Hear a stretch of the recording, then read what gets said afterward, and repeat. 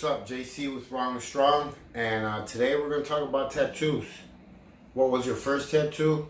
Where did you get it? Why did you get it? And pretty much, every tattoo has a story. My first tattoo was this Old English G on my leg. I was 12 years old, and Armando from my prison talks was the one that gave that to me with a home needle with thread on it. It's still there. I don't think that motherfucker's ever going away, but that was my first tattoo at 12. My second tattoo was, I had seen the 3 dots on this, I forgot what Cholo movie it was. I think it was Mi Vida Loca with the girls. The guy gets killed and they keep the truck and blah, blah, blah. It's like 3 baby mamas. And so I decided to get 3 dots on my finger, right? You can see the scar right there. Well, one day I was hiding it from my dad. I was 14. One day I reached over to grab a fork. He grabbed my hand and he's like, "What the fuck is that?" I tried to lie and said it was ink, but it was, it was a tattoo, and obviously he's not stupid. So, man, he flew me out the next day to Monterrey, Mexico, to the hospital, and they injected me, to be numb, and they cut my skin off and then sewed it. And he told me that he was going to do that to every single one of my tattoos, because like my dad had gangbanged when he was young. He hung around with the Land Kings and all that shit, but his best friend got killed, and that's what pretty much made him like get away from that life and everything. And I guess him trying to be a father was, trying to, steer me away from that shit. But look at me now. So, I slowly started gaining, tattoos, man, and every tattoo has a meaning on me, man. For my hands, ride or die, dogs for life. That was, when I was riding motorcycles with DMX, rough riding it on the bikes. I got an R on my neck too for Rough Riders. Is it on that side? Or is it on the other side? I think it's on this side. Yeah. So, yeah, that's that. Scarface, when I thought I was going to be king of the world. This one has a big story. This one is a 180, and that is how much profit I made on a deal one night, and I tattooed it on me. So that's the night I became like a baller overnight, because I had that much money to fucking spend. I have all my kids on my arm: Julia, Valerie, Annabella, Broody. I'm missing Jasmine on here, but I'm gonna get her when she comes and sees me in December. Dinero Records, Kato, rest in peace. So this is my brother's tattoo. When he first started his record label, he was still alive in Chicago. It was Dinero Records. So I went and I got this tattoo one day with him for life. He didn't think I was gonna get it, so I got it, put it on me. When he got murdered in 2003, then I put the rest in peace and I put his dates up here. But that's that one. This one right here is a cross from my boy Cubby, rest in peace. He was a SD from 59. He got killed, and I had a lot of love for him, so I put him on my forearm as big as I could. The skulls represent all the death that's been in my life, all the lost friends, all the people that have been killed, all the nightmares, pretty much. So that's what they represent, and so this arm, I have it covered in moons. It's pretty much like the dark side of my soul. And on this one, I have all the stars, and this because I have my kids on this side, so it's where the sun shines, the light shines on this side. On my back, I have a big cross and some just different religious stuff on there. You know, everybody, if you ain't Mexican and you ain't got Jesus or the Virgin Mary tattooed on you, then you really ain't Mexican. So, you know, and this is the one that I want to talk about the most. Because, you know, if you guys have seen my story, I was a saint disciple as a teenager, as a kid.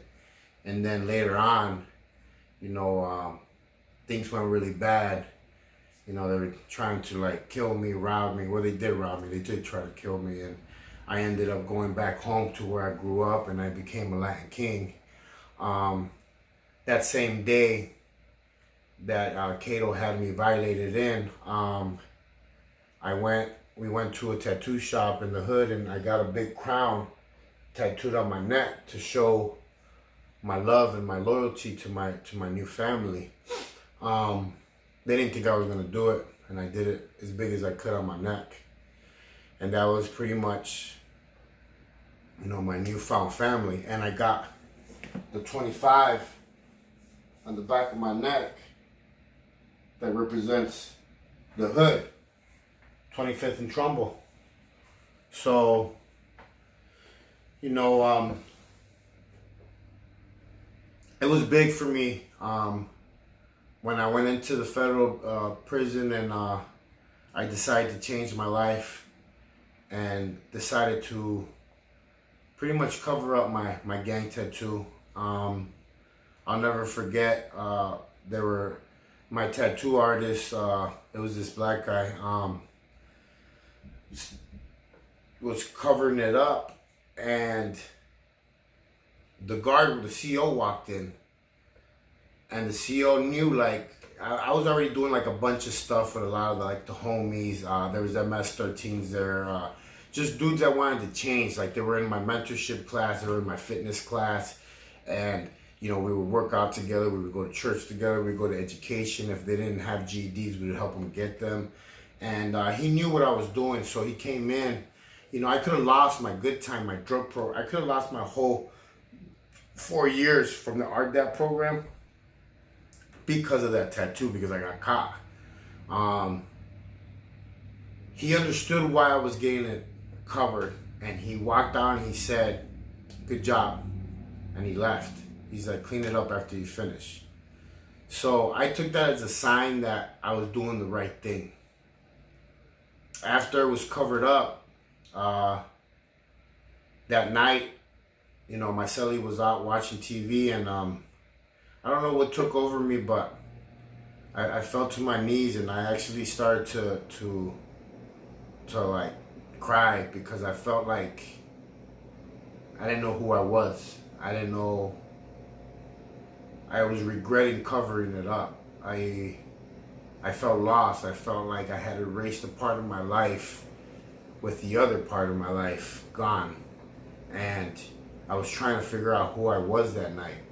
And, you know, I remember is that I prayed that night, and I just asked, like, you know, if there is something out there for me, if there is a purpose for me to make me good at it. Like, I just, it was fucking crazy how I felt that night. And, you know, it's fucking crazy because I came home and everything started to change, man. And you know, I actually became good at training people, and I actually became good at, you know, helping teach people, like teach them how to be better and how to not put themselves down. And, you know, and I gotta say that today I found my purpose. I know what I need to do, and this is why, like, I'm not getting paid to go to the prison to go show these guys how to become personal trainers. I'm not getting these, you know, big checks or none of that. So I tell everybody, you know, find your purpose, find what you love to do, find what you could do every day, and it won't be work. So, you know, not everybody wants to be a personal trainer. I met some of my homies that want to be like welders. One of my homies that was in Lompoc with me, he's got a school now that teaches, you know, inmates how to weld. Everybody has a different dream, a different, you know, thing that they want to do, but you need to find that purpose. So when you do get out, you know, you start your own LLC, you brand yourself, you do that with any kind of job, and you succeed because you're no longer a felon. You already paid your debt to society. So, you know, tattoos, don't be ashamed of them. Hey, everybody has them nowadays, actually, so it's not that bad. Everybody asks me if I have wrong strong tattooed on me. I'm like, yep, right on my knee, and that hurt like a fucking bitch. I have Kill It from when my 5% days. You know, I got my boy Pinky that passed away when we used to ride motorcycles. The Phoenix flag, because like I said, I consider Phoenix to be my adopted family. You know, this is my home now. I rep Phoenix to the fullest. I am from the Chi, but Phoenix fucking brought me home. And the monster tattoo, because, you know, for a long time, that's what I was. So, you know,